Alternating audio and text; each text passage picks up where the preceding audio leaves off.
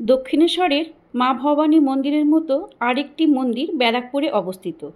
আমি বলছি শিবশক্তি মা অন্নপূর্ণা মন্দিরের কথা। মন্দিরে প্রবেশদ্বারে পুজোর জন্য ফুল পাওয়া যায়।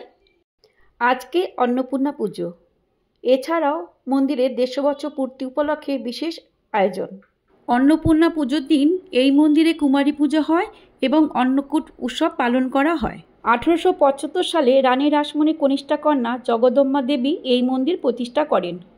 শ্রী রামকৃষ্ণদেবের পরামর্শে মথুরমোহন বিশ্বাস ভাগীরথীর তীরে অন্নপূর্ণা মন্দির করার নির্দেশ দেন। আজকে প্রচণ্ড ভিড়। পুজোর লাইনে দাঁড়িয়ে তারপরে এসে ভোগ কুপনের লাইনে দাঁড়িয়ে কুপনের টিকিট কেটে নিলাম। পুজোর লাইনে খুব সুন্দর প্যান্ডেল করে দেওয়া হয়েছে রোদের হাত থেকে বাঁচতে। খুবই ভালো ব্যবস্থা। এই মন্দিরে ৬টি শিব মন্দির, নাট মন্দির, ৯ চূড়া বিশিষ্ট নবরত্ন মন্দির আছে।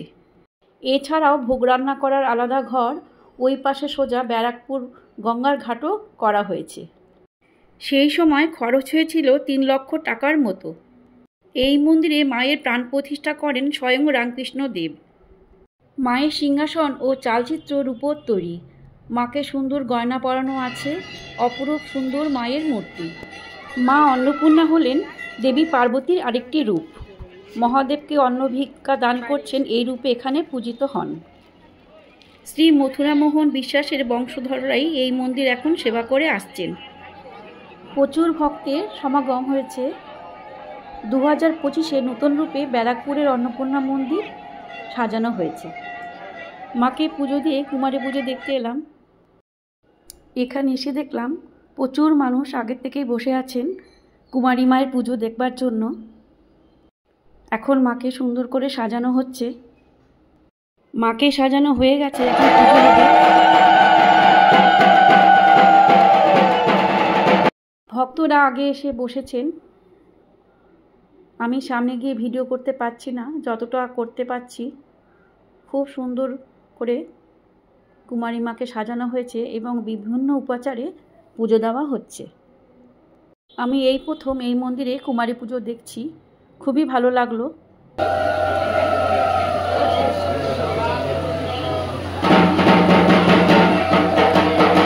এই মন্দিরে ভোগ প্রসাদের জন্য আপনি ফোনও করতে পারেন বা 11টার মধ্যে এসেও আপনি ভোগ কুপনের টিকিট নিতে পারেন।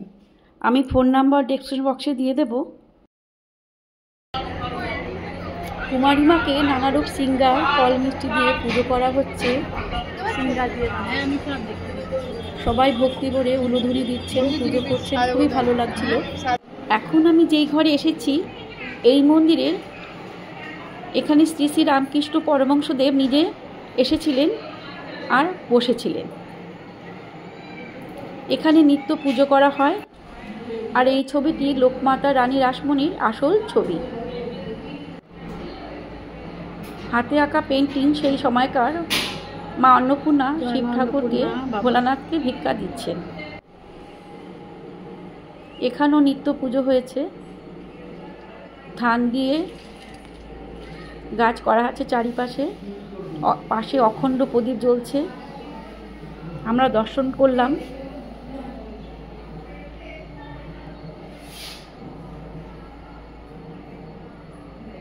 এখানে এসে আমরা অনেকটা সময় বসলাম।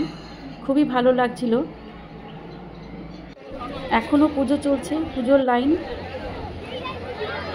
অন্য দিন বসিয়ে ভোগ খাওয়ানো হয় 120 টাকা করে মূল্য।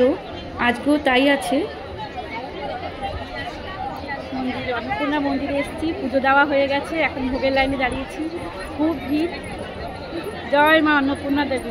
ভোগ অন্নপ্রসাদে ছিল বাসন্তী পোলাও, আলুর দম, চাটনি, পায়েস, 2 রকম মিষ্টি। এই মন্দিরে খুব আয়োজন করে অন্নকূট করা হয়।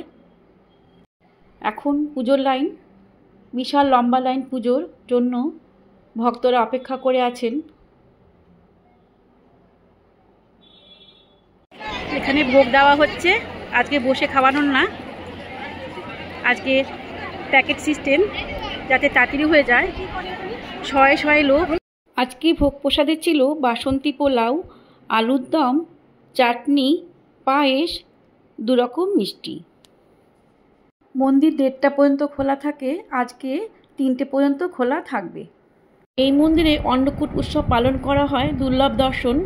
সোদপুর দিক থেকে বিটি রোড ধরে এই মন্দিরে আসা যায়। ব্যারাকপুর স্টেশন থেকে অটো টোটো করেও এই মন্দিরে আসা যায়। ভিডিওটি ভালো লাগলে কাবেরীর সাথে থাকবেন।